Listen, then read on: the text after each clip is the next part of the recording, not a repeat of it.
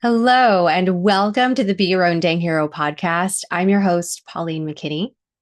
This episode today is the one episode I've been looking forward to recording since I started this entire podcast, because this phase that I'm going to cover has been the stickiest part of the journey for me almost every time. I'm willing to bet that you've probably struggled with this too, but you didn't know there was a name for it. And so I'm really excited to dig into this one and give you and share with you the resources and things that have helped me along the way so that hopefully it can help you too. And to even have a name for it is so big.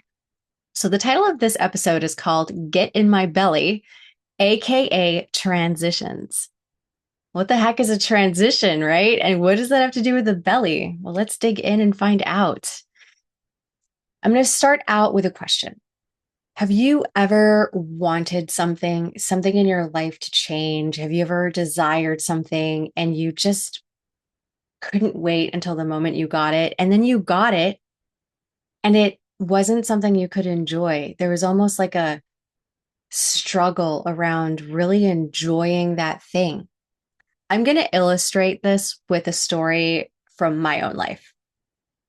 Here I am, blissfully married, enjoying my life, very career focused, and I wanted to be a mom. So I got pregnant. Yay. I'm incubating my baby. Awesome. I'm so excited. I can't wait to meet my baby. This is going to be awesome. I'm going to be a mom. And I have my baby, beautiful, healthy boy. We get home and I hate it. I was so ashamed that I was feeling a complete loss of my old life. I missed my old life. I was frustrated that I was no longer in charge of my life. And this little tiny screaming human was now in charge of running my life. I was exhausted and I was really ashamed that I had gotten this beautiful miracle and I couldn't enjoy it. What I didn't know then that I know now is that that was actually a transition. And nothing in the baby books that I read had prepared me for this. There might have been some passages on postpartum depression, but it just didn't resonate with me. And I really felt alone going through this period. And what a transition is, it's first of all, it's a moment in between. So when you have a door that closes and another door opens, let's say the door that closed was me being a kid free adult, and then the door that opened was me being a new mom. It's not instantaneous. It's not like the door closes and the door opens. There is a gray area, a time in between called a transition, where the door closes, there's an ending, and then the door opens and there's a beginning. But you have to feel this feeling in between that is a gray area. And it can sometimes be very disheartening. There can be a lot of grief, resistance, anger, resentment, and there can be a lot of emotions in between because you haven't actually passed from one door to the next. You're still attached to the old way of being, the old door, and you haven't yet fully stepped into the new identity, the new being, the new thing. And so I was in between for, let's say, a few weeks or a month or a couple of months. There was an in between period where I had not fully stepped into this new mom. This is exciting and I love it role. And the thing about transitions is it's so pervasive in life. It's just part of the human experience, but it very rarely gets talked about. And I had struggled with transitions, between one door closing and another door opening so often in my life that it always felt so jarring to say, like, well, I just got what I wanted. Why aren't I happy? It's because I had to transition first. There is always a transition period. And it is so beautiful to me that this is actually baked into our monomyth, into our hero's journey. And it's known as the belly of the whale. Like, how cool is that? When I discovered Joseph Campbell's hero's journey and I listened and I heard about the belly of the whale, I'm like, oh my gosh, I've been in several whales' bellies. And I'm just going to note that now that we've crossed the threshold in our journey experience, and we are really transitioning from the known world to the unknown world. So things are going to get a lot more conceptual, mystical, woo, because that's what the unknown world is. It isn't rational, it isn't logical, and it is very mysterious. And that's what's the beauty of taking this leap, because we don't know what's going to happen. So in the hero's journey, Joseph Campbell calls this the belly of the whale, because you literally are getting swallowed up. It's almost like you cross the threshold from the known world, you've entered the temple, you've taken the leap, and you will be swallowed up. And this is a very necessary, critical step in the journey, because according to him, you have to self annihilate, which sounds insane, but think about it. When you're letting go of one identity to embrace a new identity, for me, it was a kid free person to embrace being a new mom, very different sets of priorities between each identity. I had to let that version of myself who was very selfish and only doing what I cared about, I had to let that annihilate and die. I had to be swallowed up and mourn that part of myself and that identity. I had to release it in order to make space for this new mom identity to emerge. And that is really a lot around what the belly of the whale is. And it's optional. Not everyone goes through this, but you may go through it and it may last quite some time. And that's okay. So I want to say that all changes, and that can be whether it's a change you wanted or a change that happened against your will or a change that you asked for, may have a transition period. And if you feel like you've ever been sucked into this period of time where you just felt lost and swallowed up, you were probably in a belly of the whale, and you were literally in between doors, in between worlds, and you had to self annihilate in order to make room for that new version of you, that new identity that was emerging. And in Joseph Campbell's book, Hero with a Thousand Faces, he has a quote from a philosopher and historian named Ananda. I can't say his last name, I'm going to mutilate it, but read the book. And in the belly of the whale section, there is a quote from this man, and it says, "No creature can attain a higher grade of nature without ceasing to exist." So this is so much of an inward journey. And think about it as almost the transformation from the caterpillar to the butterfly. This is like you've cocooned yourself, you're literally turning into goo. This is the goo phase of the hero's journey, where you are letting go of the parts of you that aren't meant to keep going. It's like you're going to let those parts of you die, and you're leaving them at the door to make space for this newer, more brave, bigger, heroic version of you to come forward. And that's just the cost, right? That's the cost of growth and evolution. I couldn't become a new mom and fully step into that role, putting my kids first and loving unconditionally while also holding on to my selfish, me first tendencies. I had to let that die. And it makes so much sense in retrospect. And I wish that I would have known about this at the time, because I would have probably given myself a little bit more grace and known that it was normal. And it didn't feel normal. And I think that's also another part that we can struggle with, is because it doesn't feel normal and we feel incredibly alone. And so some popular examples of this, I don't think this gets covered much in movies and pop culture, because this is such an inward journey. Like, how do you express that in a movie?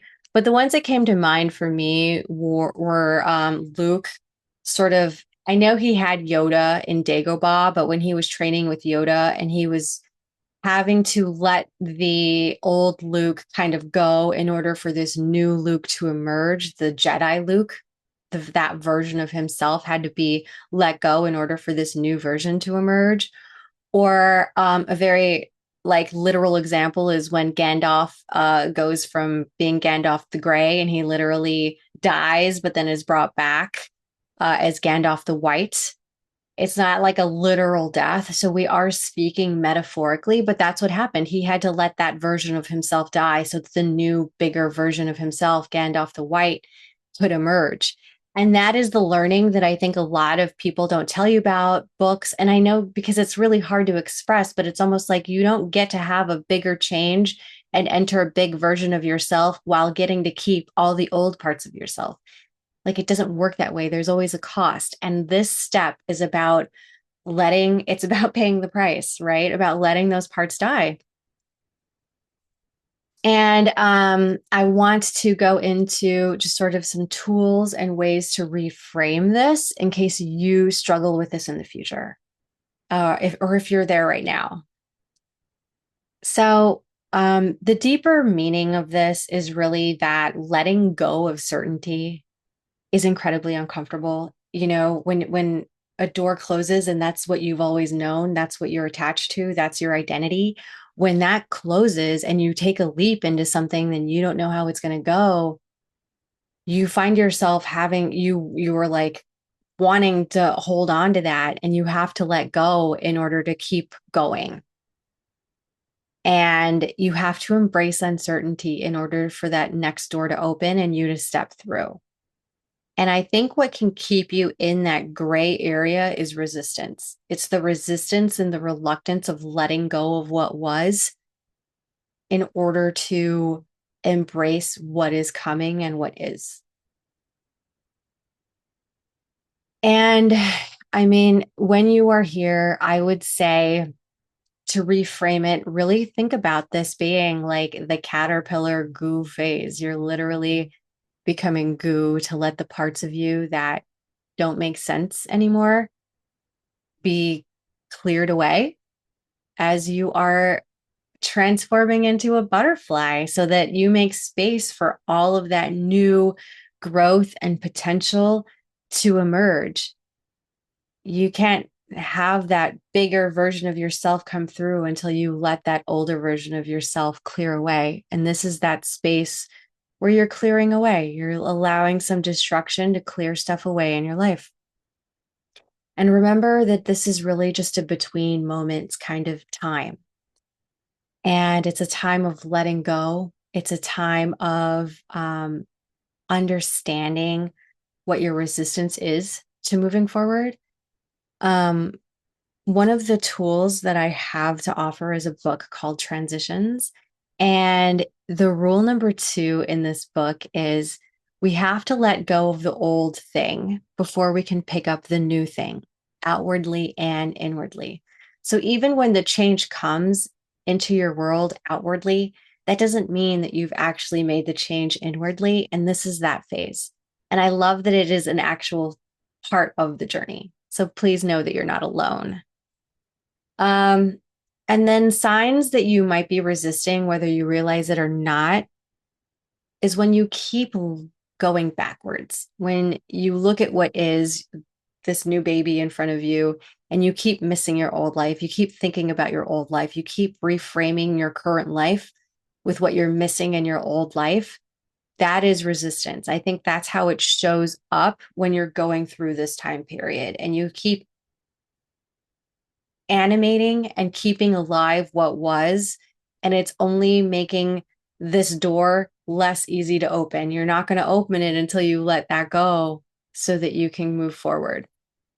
Okay, and so here are as many resources and tools as I could think of because I want you to have as much as you can to help you through this period. Because for me, it's been such an intense struggle for me. And I'm so happy to have a name for this now. And I think that even just knowing that this exists as a step and that this is part of the journey, these in between moments, these transitions, has made it, I think it has made my resistance period much smaller and it has allowed me to release and let go easier because I know that that's the price I pay in order to keep moving forward. So, I mean, the first resource is just awareness. Awareness is so huge. Like some people never even get this awareness. So, even knowing that this is what's happening in your life and being able to put a name to it can give you some solace, right? Some like, okay, I'm not alone. Everyone goes through this and it's okay. And that's my second tool is remembering that you're not alone. We all walk this path. It is a very human experience. It just doesn't get talked about much. And I want you to know that you are not alone. Meditation is one tool that has really helped me come to terms with things. It has helped me find calm in a storm. It's been like that life raft in chaotic waters for me. I use a program called Ziva Meditation, and I highly recommend that as if you don't currently meditate and you're looking for a program, it's an online course you can take. And ever since taking it, I mean, I meditate every day. I've been using meditation for 3 years, and it's just been an incredible part of my journey. The next tool is around giving yourself grace. And, anyone that's ever seen a toddler melting down because it's time to go, I mean, just know this is such a fundamental human experience. I mean, if you go look and read all of the parenting books for toddlers, transitions, I think, have their own section because transitions are hard, going from one activity to another, going from one life phase to another, going from one routine to another, one partner to having no partner, a job to no job, no job to a job. It's a lot. It's a lot. And sometimes we can repress things or stuff them down. So it's important to be aware and give yourself grace when you feel like you're struggling. And I would highly recommend this book called Transitions. This has been such a wonderful resource that I return to anytime I'm in a transition. I like to use this book because it's a great framework of tools. It explains the phases of a transition, what they look like, and how it can show up in your life. So, highly recommend that book. It's by William Bridges. And finally, I mean, journaling is probably the best tool outside of meditation that you can use. And it's really around, I'll give you a couple prompts. Really, what needs letting go of? What are you resisting? And asking, what do you want? And we will cover these again in the Go Deeper episode next week so that you can really clear space and time to do this properly. So I'll be going through these questions again next week in the Go Deeper episode because they're so critical and they can really help you just sort of get out what's festering inside of you. And it can be so helpful to just get it out.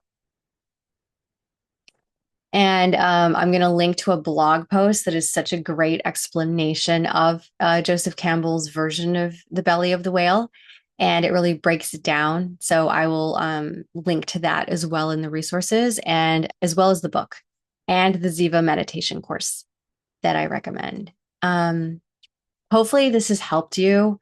Transitions are no joke and they are very much a part of our lives. I'm sure when you go back and think about major milestones or changes in your life, you'll be able to remember that there were moments of this belly of the whale and feeling swallowed up by what you just did or the choice you just made or the adventure you just embarked on.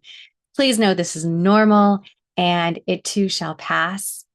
Thank you so much for listening. I hope you have a wonderful rest of your day. Thank you.